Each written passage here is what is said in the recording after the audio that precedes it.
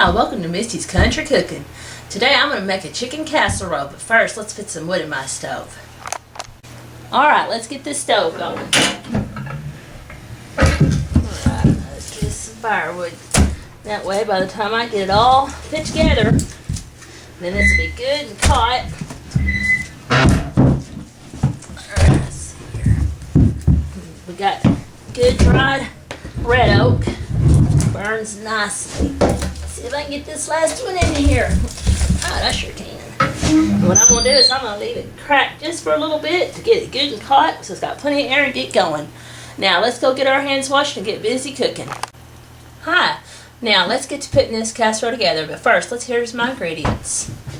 I've got chicken that we canned. We do that from the chickens that we get our fresh eggs from. We butcher our chickens once a year when we get a fresh batch in. Once they start laying, we butcher our old hens, and then we take them, we cut the meat up, and we put it in the jars, and then we pressure can it for an hour and 45 minutes. And that way, it's fully done, it's fully cooked. All you have to do is take it out and heat it up. And what we'll do is I'll open these, I'll put them in the pot, I'll let them heat up, and then once I get this juice liquefied in it, I'll drain it off to where I have my chicken to work with and I can debone it.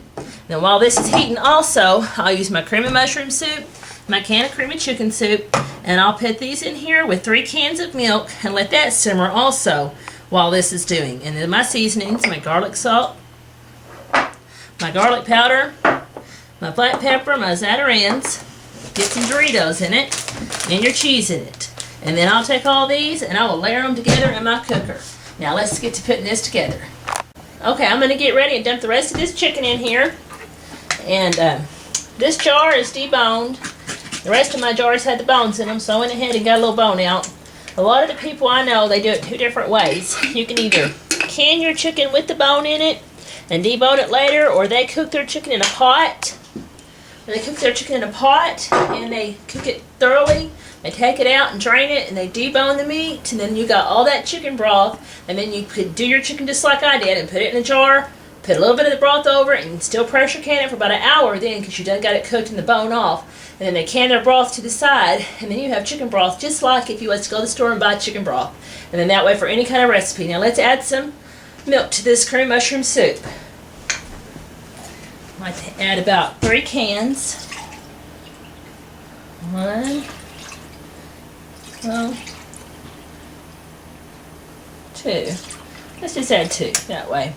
That's just about 2 cups of milk. The rest of that, 2 cups. There you go. Then we'll blend this together real nicely. It's not hot yet, so I can still handle it. Get this blended nicely.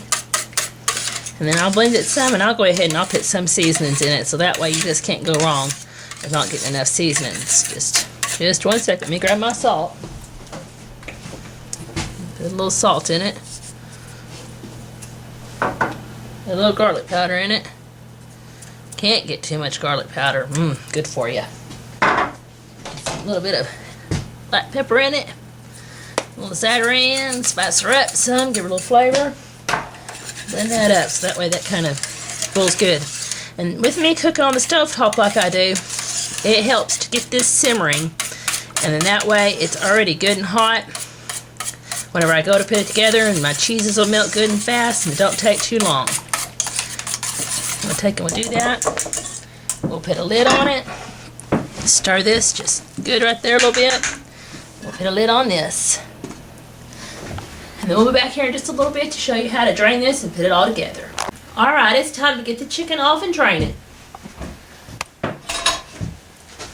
Let's get this over here. Drain it here in this pot. And the chicken broth that I'm pouring off of this, if your children like chicken noodles or whatever, you can take and you can put this in there, and you can make your noodles with this. Oops, a little loud. Sorry, folks. It gives your noodles such a great flavor. Let's set that to the side here. Let's grab our soup. All right, see? Let's get that stirred down just a smidgen and see the steam come off of it. So that way, it's just right. Don't really got to do too much. You just want to get it good and heated. All right, let me get my rag here. Let's get this off and let's get this over to the side.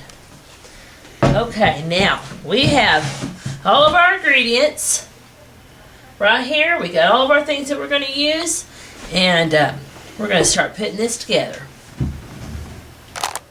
Alright, let's get this cream and mushroom soup off.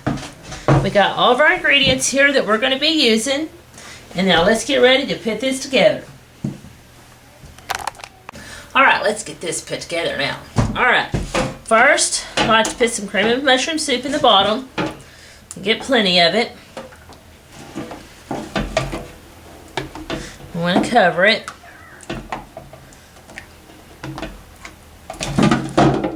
Cover that bottom. Alright, now let's get a layer of chicken in it. And you can just use, depends on if you like a lot of meat or not, which we like a lot of meat.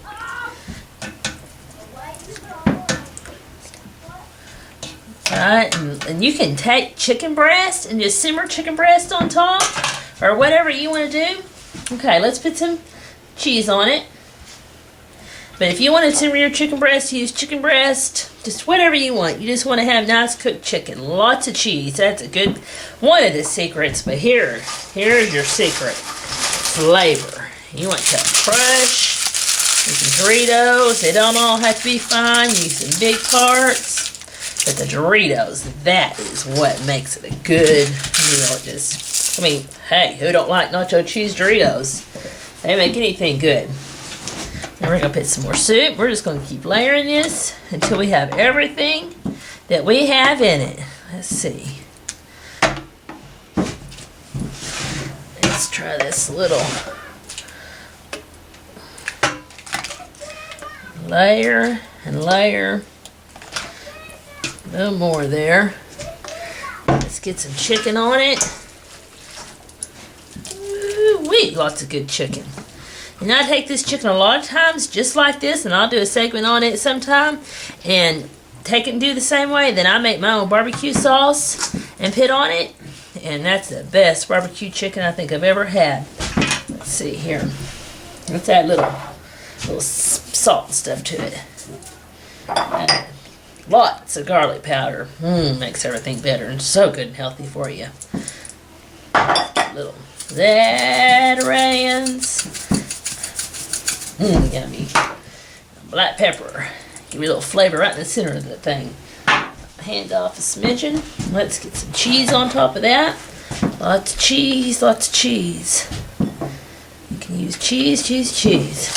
You don't necessarily have to use all these Doritos. I got about a bag and a half here. Probably won't use them all, but you know, sometimes the more the better.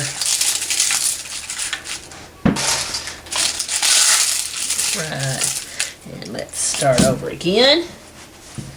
Get some more mushroom soup. And this will probably be my final layer here. Pour that over. Right.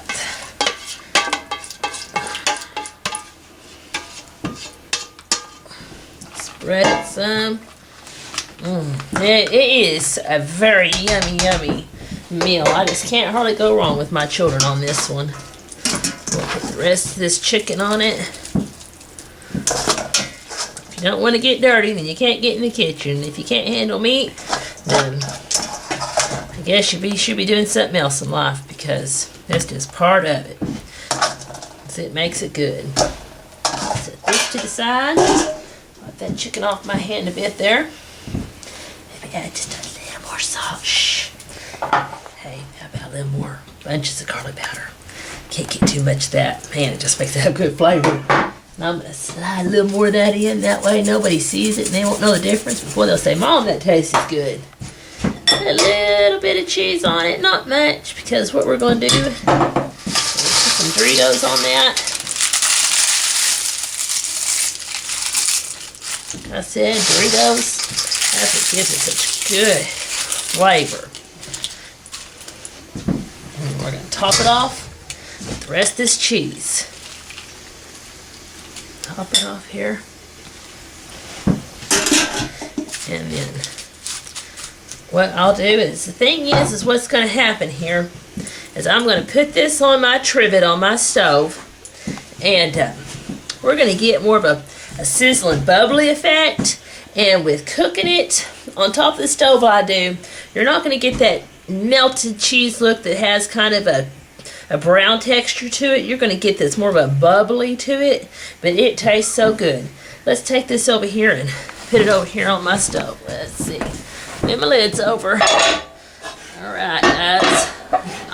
Put it on my trivet so that way it's up off the heat and it gives it that effect and it don't burn the bottom. Put that on there.